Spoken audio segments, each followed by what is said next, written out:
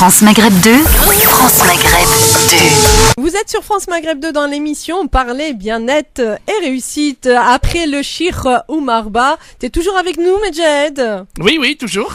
Alors là, on va accueillir une sportive. Eh oui, une sportive tunisienne et une championne d'escrime, Aza Besbes. Bonjour. Bonjour et bien, vous allez bien démarrer. Bonjour et ravi d'être parmi vous. Ben, merci en tout cas, Aza Besbes. Donc, vous êtes donc une sportive. Vous pourriez nous parler justement de ce parcours de sportive et de votre titre de championne d'escrime. Moi je suis championne d'Afrique, quart de finaliste aux Jeux Olympiques de Rio 2016 et je suis actuellement vice-championne du monde en titre au sabre féminin, une médaille d'argent que j'ai gagnée au dernier championnat du monde à Leipzig en Allemagne en juillet 2017. Et qu'est-ce qui vous a poussé justement à faire de l'escrime? Parce que c'est vrai que pour une femme, bon, il y en a de plus en plus qui le font, mais qu'est-ce qui vous a poussé à aller vers ce domaine, surtout cette spécialité, on va dire? Effectivement, l'escrime n'est pas très populaire en Tunisie justement. Et c'est pas un sport qu'on voit à la télé ou qu'on voit les gens pratiquer tous les jours. Mais je dois ça à ma mère qui était escrimeuse, qui nous emmenait avec elle. Enfin, les enfants. Elle nous emmenait avec elle quand elle allait à la salle d'armes s'entraîner. Et donc voilà, c'est comme ça qu'on a aimé ce sport. C'est un sport auquel on s'attache très très vite, qu'on aime très très vite. Donc moi, ma sœur, mes autres sœurs aussi, dès les premiers jours, on a accroché. Et puis c'est un sport auquel, on se retrouve. On se croit un Zorro ou un D'Artagnan ou les mousquetaires. C'est-à-dire, je veux dire, c'est un sport qui nous amène à des personnages historiques. Ouais, donc voilà. C'est vrai. Et donc, vos sœurs aussi font pareil. Elles sont aussi dans les compétitions ou c'est plus par passion?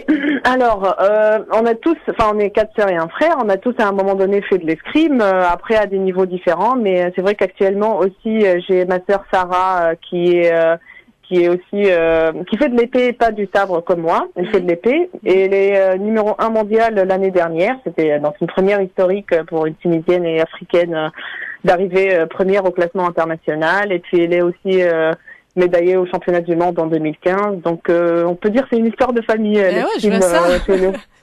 Alors, donc ça fait combien de temps que vous êtes en France là?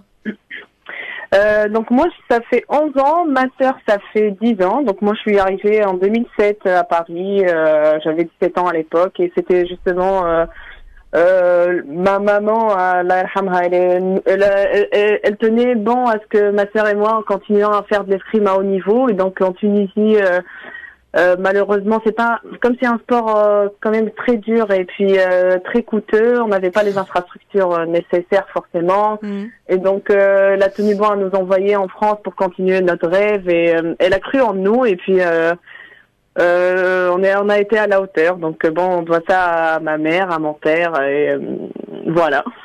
Et donc, quand vous participez donc à des concours ou des championnats comme ça, vous participez en tant que Tunisienne ou là oui. en tant que Tunisienne? Oui, donc c'est-à-dire on est parti en France pour faire de l'escrime, pour nous entraîner, pour améliorer, pour s'améliorer, pour gagner des tournois internationaux, etc. Pour nous approcher du Gotha mondial et finalement on y est même dans le Gotha mondial. Donc c'était le but de venir en France. Après on a continué. Moi j'ai toujours été tunisienne et je suis fière de l'être. Donc c'est vrai que le lieu de résidence et le lieu d'entraînement c'est à Paris et pour ma sœur c'est pareil. Mais en concours pour la Tunisie, c'était une fierté pour nous de porter le drapeau tunisien dans les échéances internationales. Mais comment vous faites? Alors vous êtes en France depuis quelque temps. Comment vous faites justement pour financer tout ça, tous vos frais, le loyer, les frais alimentaires, enfin tout ce que vous devez supporter? Comment vous faites? Très bonne question parce que en fait, on dépend beaucoup du ministère de la jeunesse et sport en Tunisie. Donc, on a une bourse Comme par exemple pour les étudiants qui sont tributaires d'une bourse d'État pour l'éducation, nous on a une bourse d'État pour le sport. D'accord. Donc elle nous permet de payer le staff, le club, les frais de tous les jours, le loyer, etc. Et puis aussi ça nous permet de partir en compétition, faire les coupes du monde, les stages de préparation. Donc on est tributaire du ministère des Sports.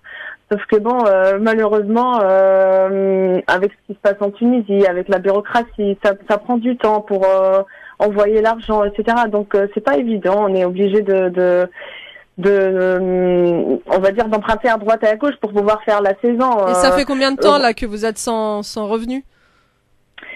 Par exemple, pour cette saison qui a commencé depuis le 1er septembre 2017, parce que la saison sportive commence le 1er septembre 2017 jusqu'au 31 août 2018. D'accord. Et du coup, cette année, malheureusement, on n'a toujours rien reçu. Donc voilà, on fait notre préparation à nos propres frais, sauf que c'est un peu coûteux, sincèrement, et du coup, on est obligé d'emprunter, que ce soit à la banque ou à travers des gens, des amis, etc., pour pouvoir faire notre saison, justement. Et donc là, quelle serait votre demande justement au ministère de la Jeunesse et des Sports tunisienne?